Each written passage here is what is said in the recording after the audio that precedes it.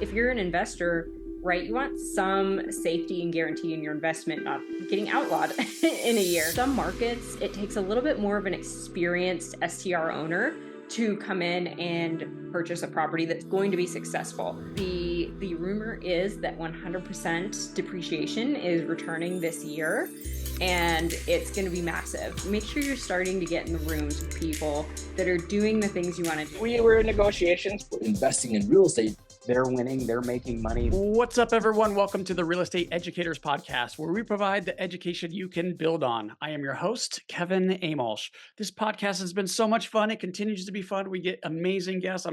I'm really enjoying this. We're helping real estate investors and real estate educators. So you're out there building a portfolio, maybe you're fixing and flipping properties, or are you helping other people through education and content creation? This is the podcast for you.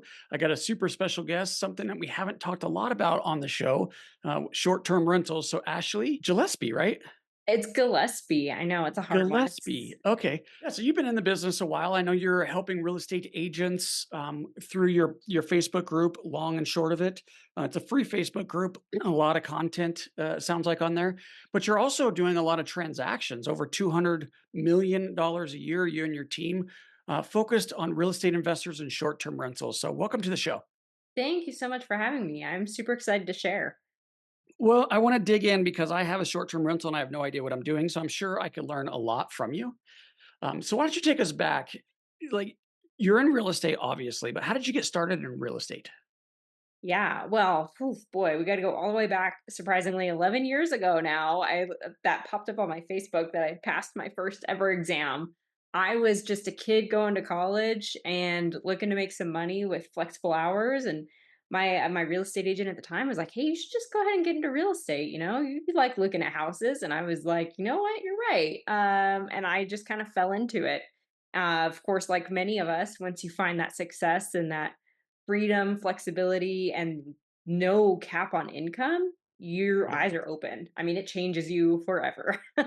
So I ended up really enjoying it and building a big business. Okay. And where are you located? I'm located in Denver, Colorado. Yeah, I thought that was true because you and I've met before. I'm pretty sure of that. We're also in Denver.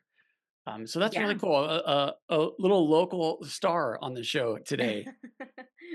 So now tell me about the business that you're in. Your short-term rentals, it seems like what, exclusively? That's all you do? Yes, yeah. Sometimes our agents will do a residential transaction for, friends, family, VIP clients, things like that. Every time they do one, they come back and they say, "That's a good reminder as to why I'm not in residential real estate." That's how I feel with land development deals. Every time I get into one, it's like, why did I do that? Yeah, I But, told myself I wouldn't do it.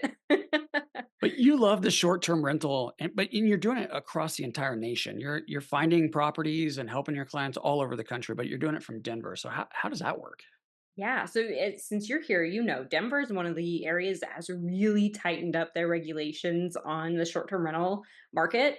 And not to say that there aren't opportunities within Colorado, it's just not our bread and butter to be in these highly regulated markets because if you're an investor, right, you want some safety and guarantee in your investment, not getting outlawed in a year. So that's where that necessity comes from is being able to open up when you're talking about short-term rentals.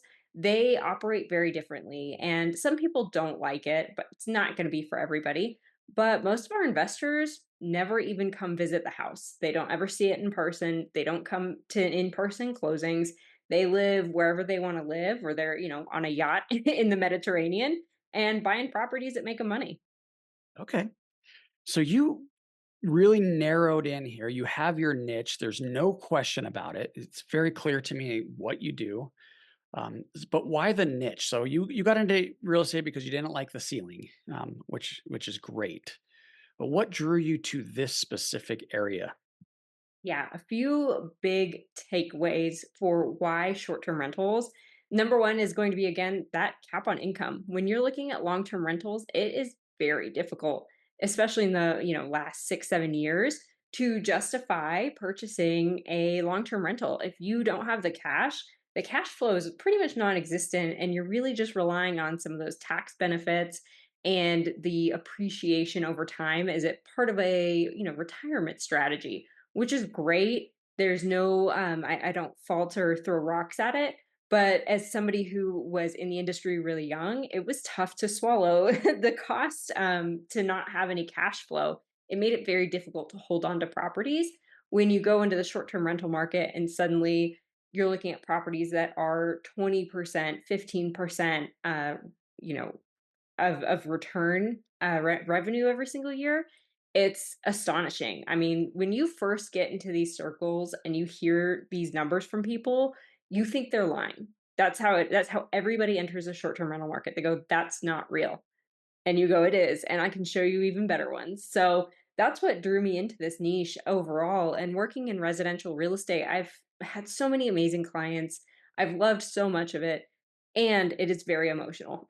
It's Yeah. you're a therapist, and it's not really, I'm a very direct person. And I just knew that that part was not fitting in. When you're working with investors, does the money make sense? If so, get me a contract. And that is much more my personality. Okay. So do you own short-term rentals also? I have owned a few over the years. I've dumped them as part of flips. I've sold them as part of strategies to buy other assets. So currently, I don't hold any, which has been a nice break. Okay. So when you got into it on the transaction side, not on the investment side itself. Right. And then you just grew the business from there. Um, Correct. and you have no long-term rentals. It's really you're an agent, you're helping other agents and helping other investors. Right. Okay. Tell me about your team. Yeah, our team is grown to about 40 agents, and then we've got about 10 support staff members, including some amazing VAs that we have, admins, ops, our director of client care, and our really amazing ISA department. And they work all over the country. It's a really different system because most real estate teams will hire as many agents as they can find that are willing to come on board. We are actually exclusive, so once you are our savvy agent for, let's say, Seattle, you own Seattle until such a time as we are no longer in partnership. So you get all of the lead partnerships that we have. You get access to our database of 20,000 plus investors to send out deals, and you get all of our support in growing your business. Okay, so you are very good at investing all over the nation. So I have to ask, being in Denver, you said it, it's not so easy here. And I can imagine some of the other markets that we have listeners in might feel the same way. So tell me, where should I be looking if I want to do short term rentals? Where are the hot spots right now?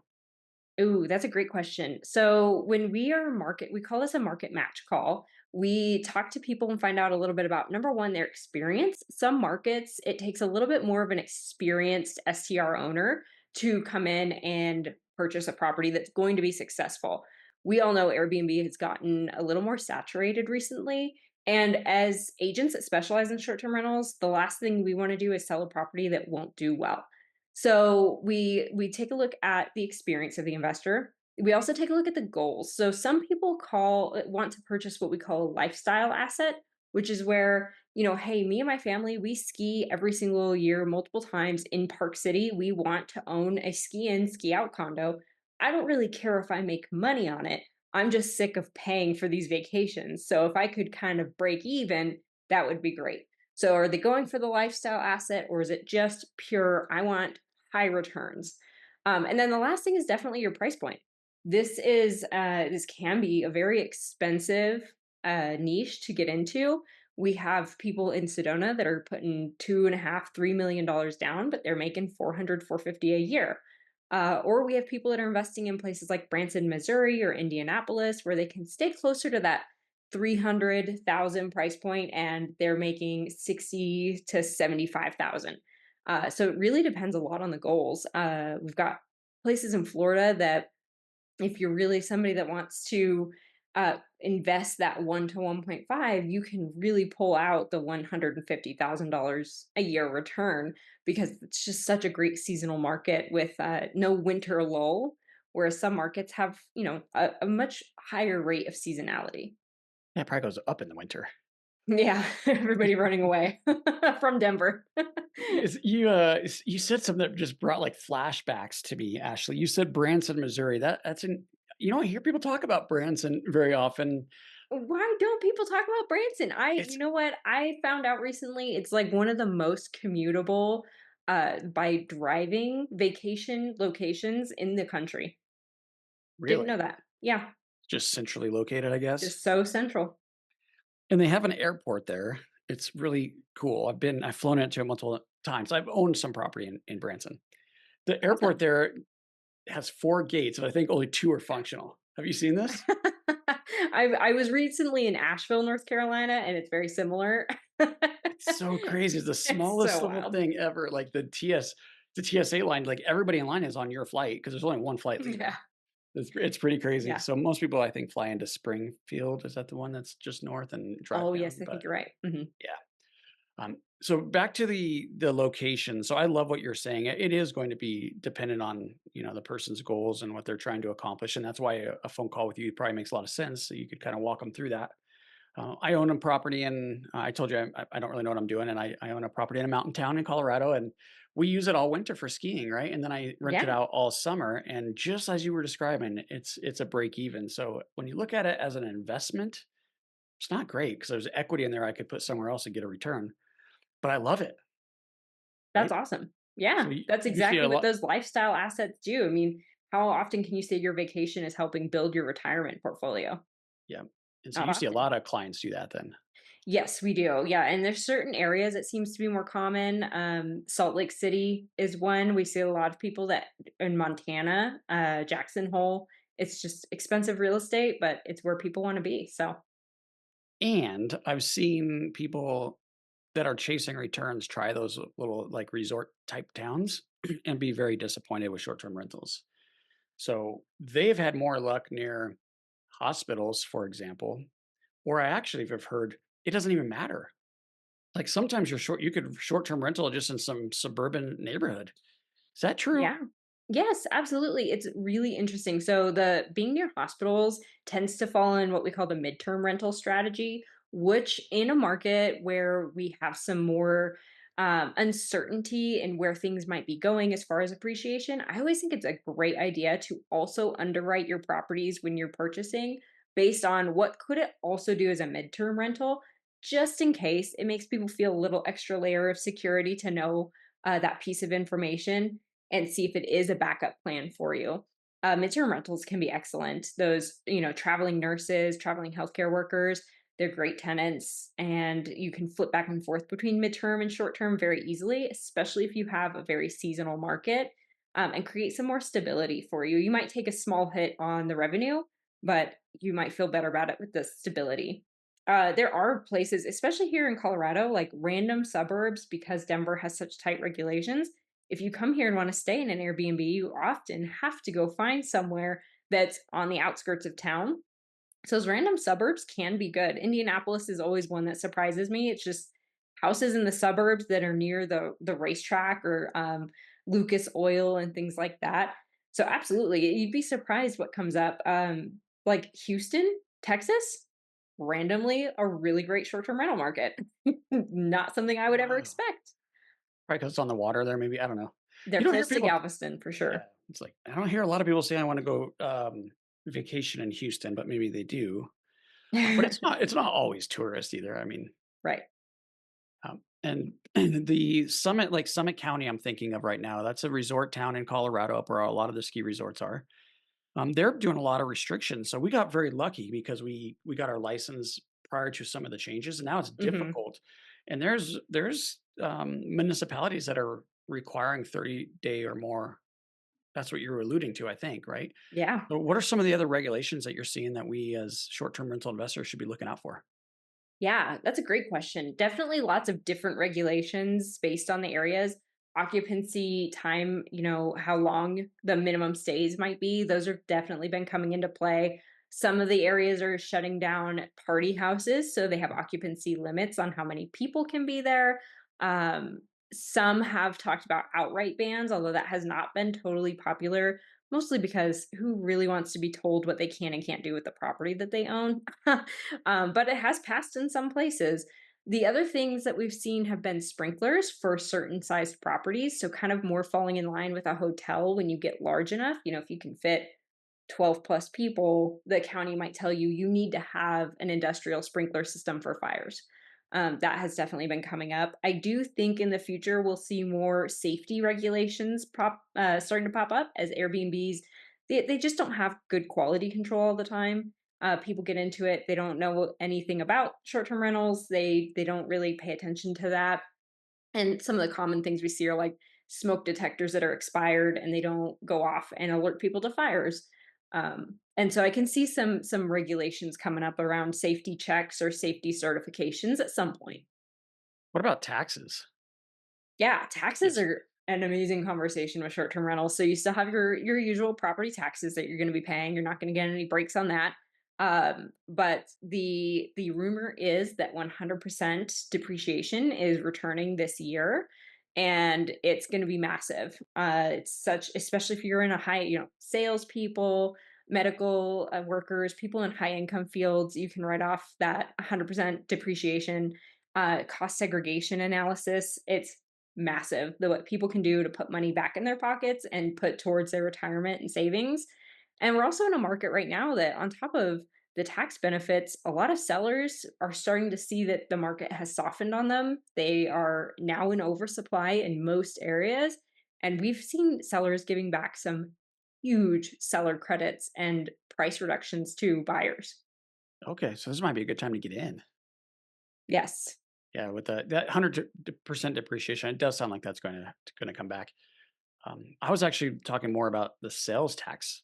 This is the way Yeah. I view this, Ashley, is more of a hospitality play than a real estate play, and that's why you're getting the higher returns. And I don't know if you agree with me on that or not, but if you're doing a short term, there's a potential that you're going to have to do some type of sales tax or something like that. So what can we learn from you on that? Yeah, so definitely something in your pro forma. So the revenue projections, they don't usually take much of the cost into account. That is something I always caution people against. You can see a property that has 25% returns, but you need to factor in some of the costs that you have. Like you said, this is a hospitality play. There are costs that you say, okay, well, I've got my mortgage and my insurance and my taxes and I'm done. Well, you also have to replace towels and sheets and things wear down and furniture breaks. And the list kind of goes on in the short-term rental world because of that hospitality play. If you rely on some of the major platforms, VRBO and Airbnb, they help you a lot with calculating those sales taxes and navigating that. But also when you're identifying properties, when you work with short-term rental experts in that area versus, agents that are more experienced just in the residential side, the pro forma should include those costs so that you can make sure that the returns are still acceptable for you once you've taken that out of account. The one place I've seen people get in trouble is when they're doing direct bookings and they're not doing them the right way. They're not putting things into the correct accounts. They're not charging sales tax or setting that sales tax aside to pay over to Uncle Sam.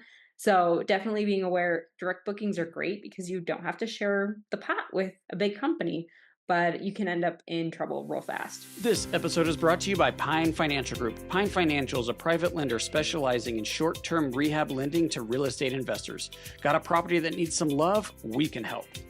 We are able to offer funding solutions because we raise private money from individual investors. With more than 15 years of experience, Pine offers passive investors an alternative that provides stability, consistency, and security to your portfolio. If you like real estate but want to avoid the ups and downs and effort, a Pine mortgage fund could be a perfect fit for you. Accredited investors will experience an 8% preferred return and profit sharing. Diversify your portfolio out of Wall Street and into Main Street with a Pine Financial Group mortgage fund. Get more information at pinefinancialgroup.com. That's pinefinancialgroup.com. Okay, and you brought up a good point about Airbnb, for example. I think Verbo does this also, but they do collect the sales tax in most cases. At least that's my understanding, and then they take care of that for you. The direct booking does get a little tricky, but there's property managers out there that do short-term rentals. I've heard fees for full service managers up to about Well, 45% of the yeah. gross. So, and I know that there's a it's almost like a la carte actually, where you could do full service or you could do just the showing. You could do there's like you could pick like kind of what you want, but it could be a little overwhelming. So how do I know, especially if I'm not local, how do I manage this thing? Yes, this is a huge hurdle for the first time short term rental investor. And there's a couple of directions to go. The first place people go to are the big name companies. I'm not going to name any of them here, but they're very large. They spend a lot in advertising. They tend to be national. They tend to be a little lower cost. They may say that they're full service and 20%. And the problem is we see the absolute worst returns with them. They're inundated. We have an agent who used to work for one of those big name companies, so she's given us all the inside information about why it doesn't work. She now owns her own property management company in tandem with selling short-term rentals. And so there's local property managers. You can get somewhere closer to 30% if you're not comfortable managing it yourself. What we found is that as far as managing your first short-term rental, with working with a savvy agent who's a short-term rental expert, you get access to all of their vendors. And as long as you have the time to respond to a few guest inquiries, manage your own calendar, there's no reason to give away that much of your money. Some people decide, I'm just too busy. I'm a doctor who's working 12-hour shifts. I can't respond to a guest. Then, yes, absolutely. Your agent should have a good property manager who's local, who can help you. But otherwise, a lot of people do manage their own up to, a certain number. After a while, it becomes a little too much. And then there's also co-hosts. Co-hosts are a really interesting segment of people. They typically want to get into short-term rentals and don't have the capital yet. And so they partner with people who own them and act as their property manager. And they're excellent. When you get a great co-host, they help increase your revenue. Oh, I'm so glad you said that. I forgot about that. So these are like unlicensed, hungry Correct. real estate investors, basically, that are doing all the heavy lifting for you, taking Yeah. that phone call in the middle of the night or in the middle of the morning when the coffee runs out or something, Yeah. Yeah. Exactly. and they just they handle all of that. Yeah, I have noticed that short-term rental tenants are a little bit more needy than your long-term. They can be. Yeah. Yeah, and if heat goes out or something, it can be quite the circus. So we chose to use property manager, but it's not full service. So they handle emergencies for us, or they might let a let a contractor in or something like that. But we could unlock the door from our phone, and we could accept Right. so it's we Yeah, use the a hybrid. technology today, the AI, there's so much that you can do and automate. Yeah, and there's so much to learn. Like I get confused by all of this. My wife doesn't all of it, so I don't really understand it as well. But if I wanted to learn more, like I'm thinking right now, and I'll just ask the question, like, how do I furnish the property? Like, what level of furnishings and decoration? But I assume I get all of that from your long and short of it group. You guys talk about this type of Not stuff. quite. So, if you were somebody that wanted to just learn more about the short-term rental world and didn't Yeah. want to get taught, put in touch with an agent, you just want to learn, the first thing I would recommend is joining us every Wednesday. We do what we call a savvy session. It's a live webinar. We have one of our agents come on. We rotate a ton of different topics and talk about everything short-term rental. So today we had a gal down in 30A, the Emerald Coast of Florida, and she talked to us about amenities and what gets you return on investment versus increasing the guest experience to get 5-star reviews. They're totally free. They happen every single week at 1 o'clock Eastern. So if you wanted to get on that, you could jump over to my Instagram and hop into the website and sign up. Like I said, totally free to attend, and you're anonymous. You're not on screen. You can just, put it on in the background and listen. Is the Instagram at that Yes, realtor? it is. Okay, so at that realtor at Instagram, then we can get access to the free training you're doing every week, and that's huge because we had such a simple question like, do we do a hot tub or no hot tub?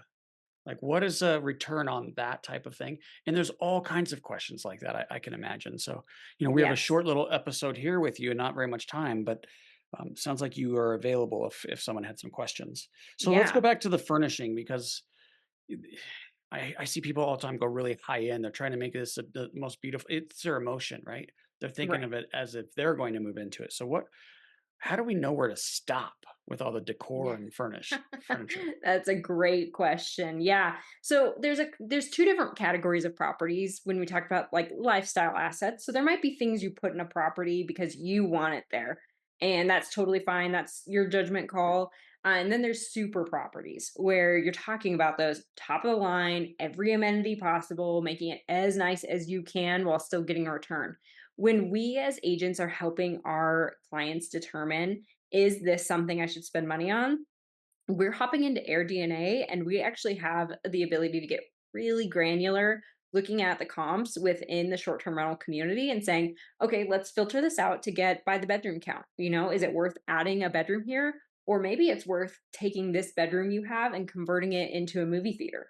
Are there other homes with that? And is it getting them more money? Or could you be the first one to offer this and stand out in a saturated market?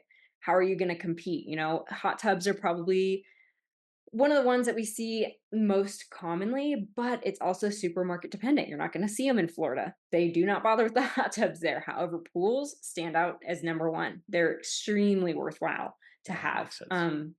Bourbon Trail, the Kentucky area, is really interesting. They have a ton of fun amenities. People are doing mini putt-putt courses on the property, movie theaters, all of this crazy stuff. And so that's a really fun part to look into.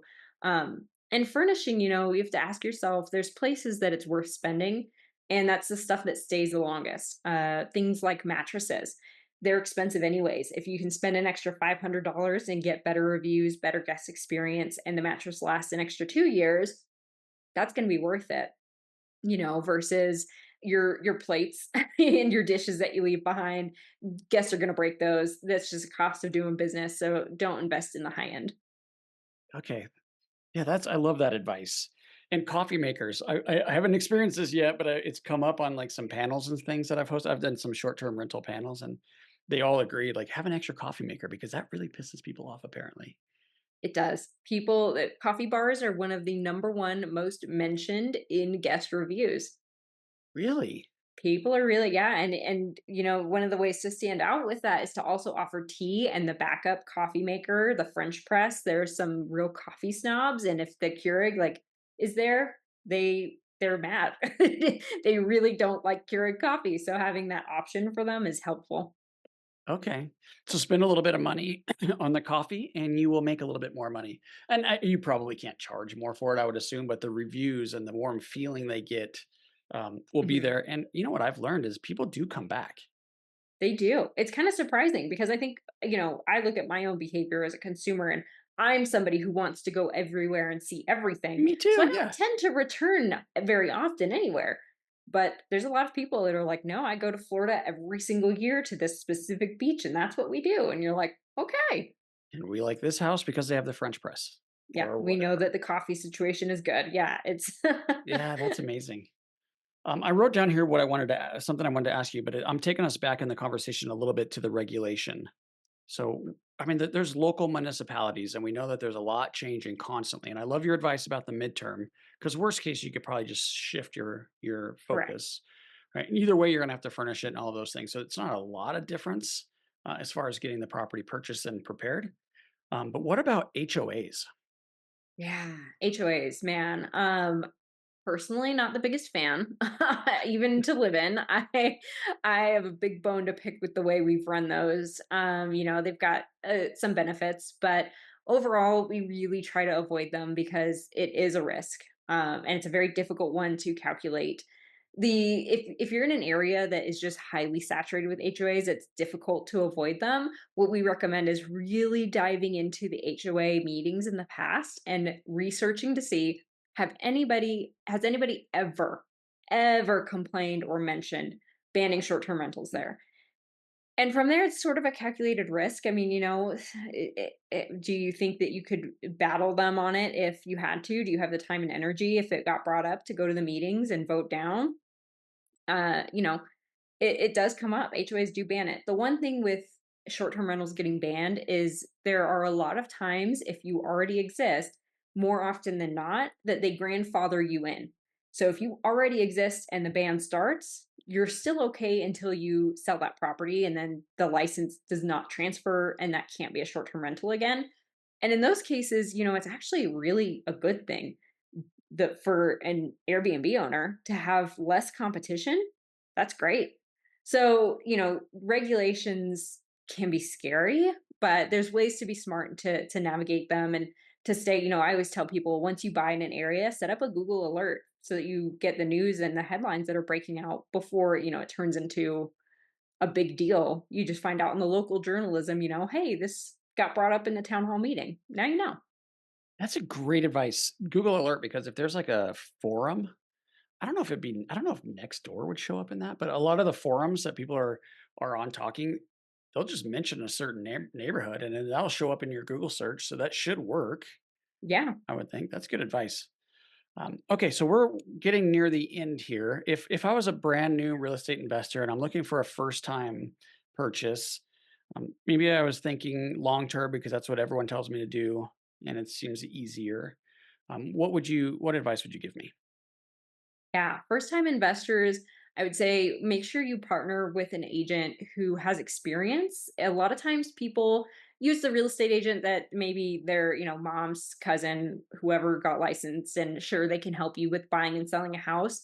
One thing I learned getting into this niche is it is vastly different to work with an agent who has deep experience in the transaction that you're trying to do and the goals that you have, and that doesn't disappear as soon as you close, because your agent that's not in that niche, they don't necessarily have the resources to help you, and they're not trying to hurt you. They just don't know that. um, so we love helping people get educated on that. Take in as much education as you can. YouTube University is free, and people love to put information out there. I do recommend avoiding some of the forums like Nextdoor, Reddit. They can be a little overly negative. You don't want to get sucked down that rabbit hole. You want to listen to the people who are having success, and you can learn a few things from the people on what they did wrong. But most people don't want to admit that they had any part in the failing of their investment. Yeah. So okay, so if I'm a new investor and I want to explore short-term rentals, sounds like I should go to that realtor on Instagram at that realtor and start joining your weekly calls. Are those recorded? They are. We email them out and then we do upload them to YouTube once we've got them all edited up with our logos. So those are always somewhere you can find them for sure. All right, what's the YouTube? How do we get it? How do we find you on YouTube? That's going to be Savvy STR Agents is the best way to find us. Savvy STR agents, and Savvy is SAVVY. Correct. All right. Okay, I'm gonna go through some notes. Actually, before I go through my notes, because what I like to do at the end of every episode, Ashley, is just go through what I learned from the episode and just have you fill in any gaps and then share one final piece of advice with the listener. But before I do that, we did not talk about the Facebook group. So I I tried to bring know. it up and you kind of shot me down I because shot you it said, down. so Yeah. tell me what you're doing I there. I got into owning a Facebook group, the long and short of it, which is all about content creation in the real estate sphere. So we work with lenders, some STR owners that are working on building their own marketing presence so that they can get those direct bookings.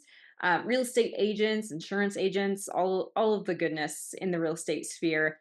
And we talk about what works and what doesn't work online. So it's completely free. We don't have courses that we're selling to people to try and get you into. We're just showing up and sharing what's worked, and it's been awesome. Okay, that's Facebook group long and short of it. I'm going to join as soon as we get off this call. Okay, let me go through my notes here and just fill in any gaps. What am I missing? Ashley, we started off the call today with you telling us a little bit about your background, 11 years in the real estate industry and how it's been primarily on the transaction side. You have owned a couple of rental properties, short-term rental, but you're really hyper focused on helping other people get those returns. And you're telling me that the returns in a short-term rental game, maybe not in your own backyard, but somewhere you could find between 15 and 20%. And you said maybe even higher at one point.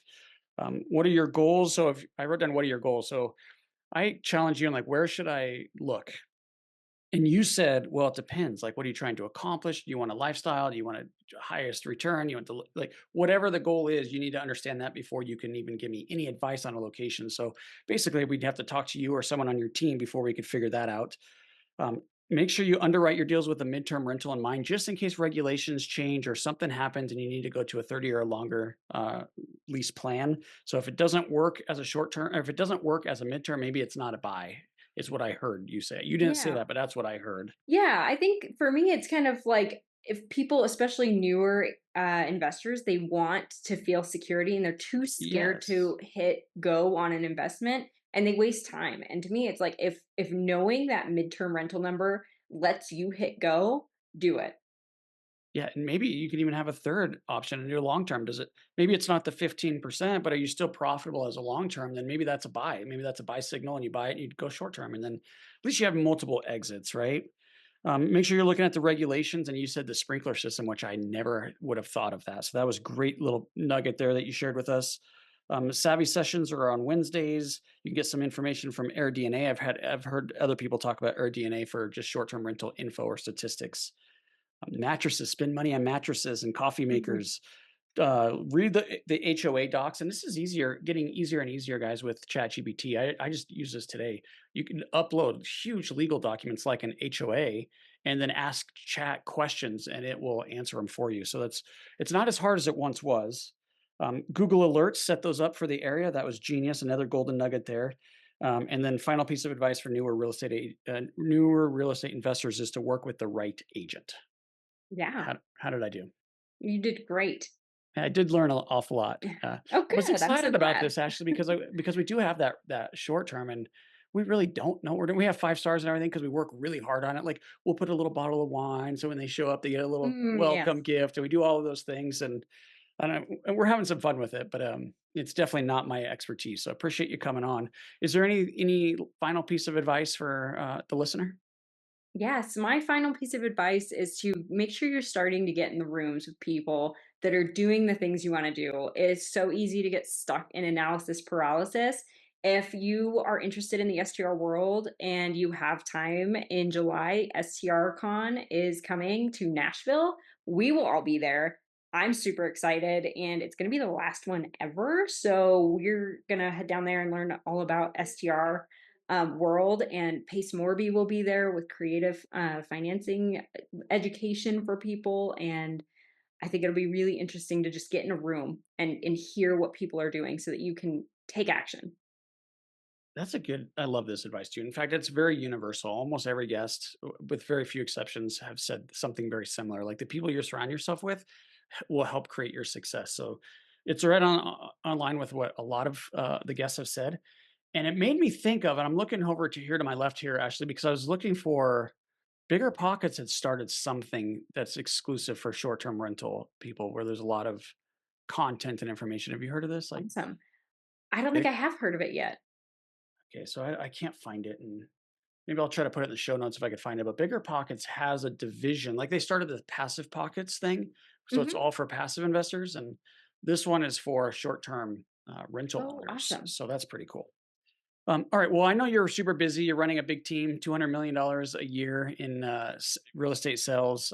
You obviously have a lot on your plate, and you chose to spend 45 minutes with me today, Ashley, and I so appreciate that. We're gonna have to get together sometime now that I know I you're local know. here in Denver. But truly, I appreciate you coming on and helping our listeners and our viewers become better investors. And for the listener, you have other podcasts you could be listening to, and you chose the Real Estate Educators podcast. I so appreciate you. I hope you got some value. If you did, like I did, 5-star review, share it with a friend, and I hope you make this day a great one.